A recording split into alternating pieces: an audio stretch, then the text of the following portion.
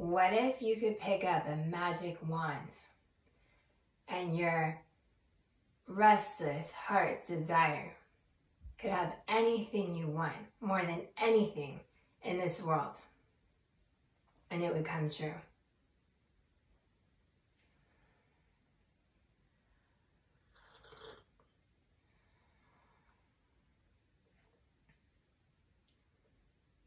But the one thing you want more than anything is to ask God what God wants for you and to want that instead.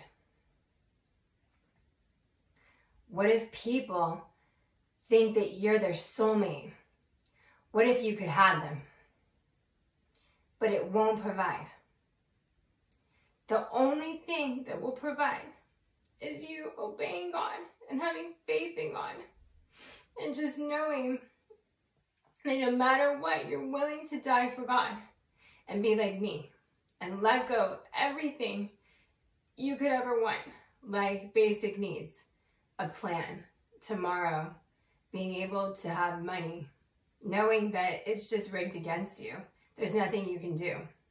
You wouldn't have underwear, bikinis, $620 in gas. You wouldn't have a place to live. You might not have family money. You wouldn't have a direct deposit for 20 years. And just know that if you didn't pay charities to the top percentage, as slave trade were recruited at bars, the agents who work for them, recruiting party promoters, prostitutes, anybody, when they would have to be paid first, as the first full-time 5-year bi-coastal international ones, as a referral for the first 5-year LA and New York based ones, as a referral for the other states and countries, until they can pay the first 10 and the last 10, and it's through Ford. If you didn't pay charities and you lost your money, just know that God can provide manna from heaven, and He can provide hydration, and He can floss your teeth if you don't have floss. But it's never worth it to ever covet, because people lost everything, and they're my age or 40-year-olds with kids, and they truly are the supermodel talent because they loved God and they walked away. But it's self-entitled to not know that nobody else is a blogger. It's a supermodel talent signed with agencies from 14, teens and 20s.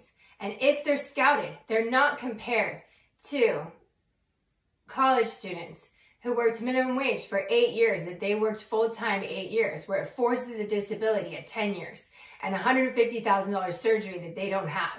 And God defends the orphans, the fatherless, the ones who have no money, with their money stolen, and they have to be paid. So it's this really small world where you could brunch on the weekends with an international brothel who exploit them at every boutique, at every store, as slave trade brand employees. But there's no provision for denying them justice. So it's paid with referrals. They need charities through people who have more money. And they don't go to court with the slave trade. So do not entertain the devil.